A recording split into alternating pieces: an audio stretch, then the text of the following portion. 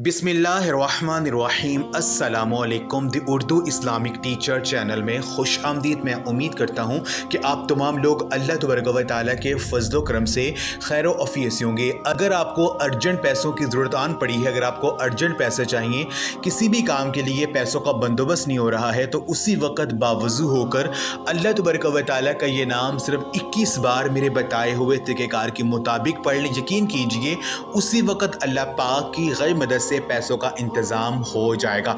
ये बेशुमार लाखों लोगों का आजमाया हुआ अमल है। मेरी वो बहन भाई जिनके ऊपर बहुत ज़्यादा कर्जा चढ़ा हुआ है, जिनके ऊपर बहुत ज़्यादा मौली परेशानियाँ आ चुकी हैं, किसी भी काम के लिए उनको अर्जेंट पैसे चाहिए लेकिन कहीं से भी पैसों का बंदोबस्त नहीं हो रहा है, तो आज का ये वजीफ़ा पूरे यकीन के साथ कर लें। यकीन कीजिए अल्लाह पाक की ज़ात आपको वो सब कुछ अता कर देगी जो आप अल्लाह पाक से मांगेंगे।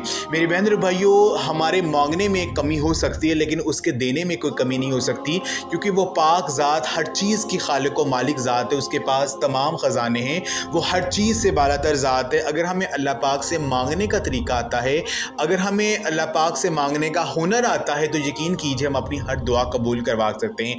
अल्लाह तबारक व तआला के जो इस्मे आज़म हैं उनको पढ़ने की बहुत ज़्यादा फजीलत है।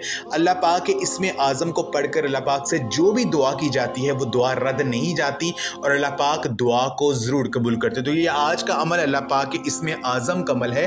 तो अगर आप परेशान हैं, रिज़्क़ की तंगी के शिकार हैं, आपको अर्जेंट पैसे चाहिए, किसी भी काम के लिए पैसों का बंदोबस्त नहीं हो रहा है, तो ये आज का वजीफ़ा मेरे बताए हुए तरीक़ेकार के मुताबिक कर लें। मैं गारंटी से कहता हूँ कि जो भी मांगेंगे अल्लाह पाक की ज़ात आपको उसी वक्त अता कर देगी। तो आज के वजीफ़ा बताने से पहले मैं अल्लाह रब्बुल इज़्ज़त से ये दुआ करता हूँ कि मेरी जो भी मुसलमान बहनें और भाई जो मेरी आज की इस वीडियो को देख रहे हैं, अगर वो परेशान हैं, अपने किसी भी मकसद के लिए वजीफ़ा करना चाह रहे हैं, तो मैं अल्लाह पाक से दुआ करता हूँ अल्लाह पाक उनकी हर हाजत को पूरा करे, उनके हर मकसद में उन्हें कामयाबी अता करे। आमीन। तो मां मेरी बहन भाई कमेंट में एक मरतबा आमीन ज़रूर लिखते हैं। कोई पता नहीं कि किसकी आमीन कबूल हो, जो अल्लाह पाक आपकी दुआ को कबूल कर लें। वजीफ़े का जो तरीक़ेकार है वो ये है कि जब भी आप पर कोई परेशानी आ जाए, चाहे वो किसी भी हवाले से हो, आपने उसी वक्त बावजू हो जाना है, वज़ू कर लेना अच्छी तरह से और आपने जाए नमाज पर बैठ जाना है।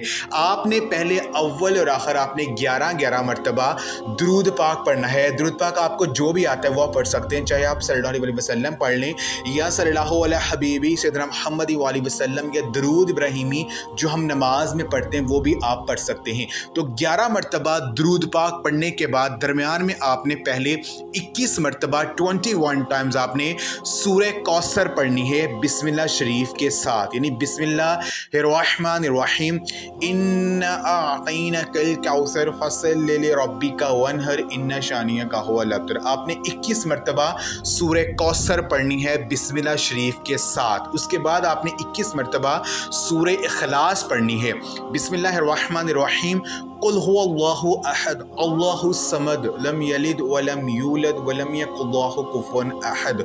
आपने 21 मरतबा इस सूरा को, सूरह इखलास को आपने बिस्मिल्लाह शरीफ के साथ आपने पढ़ना है। उसके बाद आपने अपने दाएं हाथ की जो उंगलियां हैं उन पर आपने अपनी आंखें बंद करके सिर्फ 21 मरतबा अल्लाह तबारक व तआला के ये दो नाम या अल्लाहु या गनीयु, या अल्लाहु या गनीयु, या अल्लाहु या गनीयु, आपने अल्लाह पाक इन दो नामों को 21 मरतबा अपनी आंखें बंद करके आपने पढ़ना है। और उसके बाद आपने फिर दोबारा जो है वो दुरूद पाक पढ़ना, जो आपने शुरू में पढ़ा था 11 मरतबा, वही आपने आखिर में पढ़ना है और अल्लाह पाक से रो रो कर गिरगिरा कर हजूर नबी पाक सल्लल्लाहु अलैहि वसल्लम के सदक़े से, उनके वसीले से आपने आजिज़ी और इनकिसारी से दुआ करनी है। इंशाअल्लाह ताला जो मकसद आपके ज़हन में होगा अल्लाह रब्बुल इज़्ज़त से जो मांगेंगे वो अल्लाह पाक की ज़ात आपको ज़रूर अता करेगी। तो ये अमल आप लाज़मी करें।